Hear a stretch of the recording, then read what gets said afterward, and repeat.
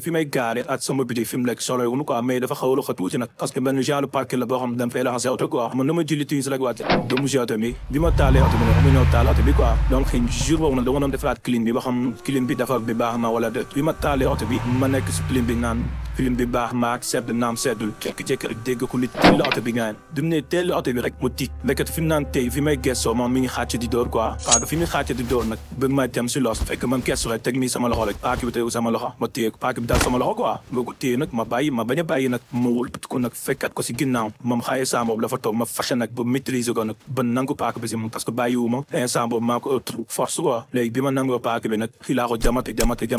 ba mu sonn ma fexe ba ubbi oto bi yuuxu nag agresseur gars yi ñoom bi ñu ñëwee nag ñu wàcc ko bi ñu ko wàccee ba léegi xàmmee ma woon parce que dafa kabule woon dafa ay affaire bi ñu ko wàccee bés bam taan fekk dafa dëpp bi ñu ko wëlbatee dama rus dama ni non lékkite waa ji ku ma xam la ku dëkk man koo xam ne si dara ñëw si man ma koy di ma fréquenté ma koy dimbali ba moment bi may def affaire bi noonu moment boobu mi yeewoon ak sama xaalis boo xam si dara ñëw si man ma koy lewan ko ma koy fay ndànk ba mat bi ñu tabaski ba am 2 jours fekk dama ko lebaloon 300 000 moo fay ma 150 000 mu desilaatoon ma 150 000 tabaski ba suba may daw la oto bi du wut sama garage moo ñëw na sama kër tax ma 100 000 ma desel 50 000 jour boobu laa xamute gis nekk te instant boobu moom mi ngi préparé agression bi parce que xamoon na ne dama yor xaalis dama rus quoi vraiment dama rus lii nag dama koy wax pour nit ñëpp xam ni kenn bañu mi fii wax si kenn xam ne àdduna bi dafa jaxasoo léegi parce que man yàlla rek moo def sutura mais dama doon dee quoi vraiment dama doon dee ak ma doon jamate ba mu tey si biir ak parce que lépp si biir oto bi leen ko xeefe xam na ma bu baax a baax a baax a baax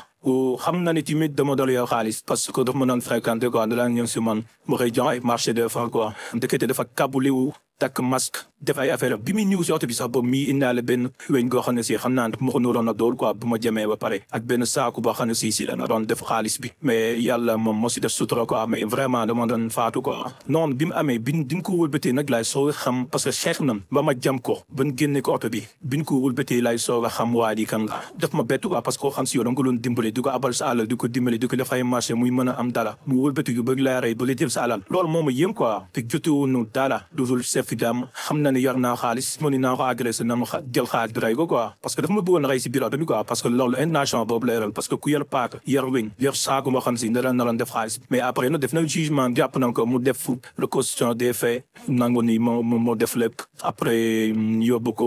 Louga def na jugement bi quoi mais man wax dëgg yàlla tamit après mujj ma ko topp parce que dama ko mujj bàyyi lépp dama bàyyi lépp yàlla la parce que comme que dama ni yàlla suñu borom moom suturaal na ma ba génne ma si lii te mënoon na ma si nattu lépp daal sama kaw wala sama vie yàqu te suñu borom loolu lépp amu si dama ko sant yàlla quoi vraiment loolu laa sant yàlla jéggal ko yërëm ko bàyyi ko lépp mais yoon topp na ko moom ba tëj ko 2 ans mais man wax dëgg yàlla man plainte ma ko defuma dara quoi parce que yàlla mi ma si génne moom laa sant suñu borom quoi parce que su ma ko reyoon nit ñi duñ comprendre ni agresseur la parce que danaan ñoo dëkk xam na ma daf may fréquenté parce que ñu bëri commencement sax dara yaakaar ma ay règlement de compte ay xuloo loolu parce que géege du ma déggee ak liñ bokk kuñ ba pare ma xam ma nekk sama boy nekk sama lépp moom su ma rayoon man maay perte loolu laa sant sama borom loolu tax ma jéggal ko topp ma ko dara plainte ma ko mais nag yoolu topp na ko ba tëj ko 2 ans quoi. dañuy naan teraanga koy fay waaye yi kàddu am na ñoo xamante ni jëfewuñu au pire dañ leen di defal teraanga ñu wëlbatiku jëm la paaka littéralement nag lay wax. waa ji nii dafa am benn waay joo xamante ne da ko jàppoon comme nawle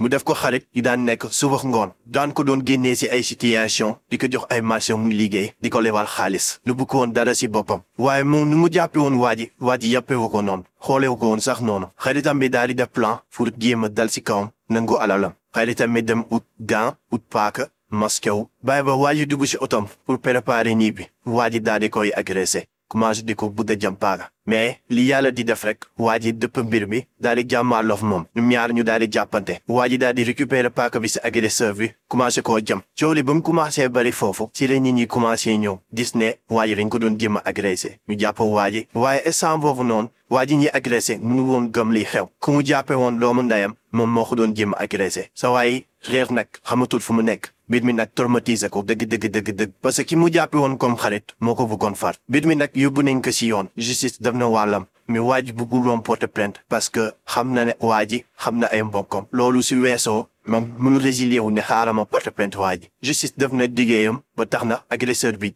teg nañ ko lu toll si 2 at quant à waa ji ñu agressé moom traumatisme la si jëlee affaire bi nag affecté na ko loolu waaye xeexoo gi nii war na ñoom war a mën a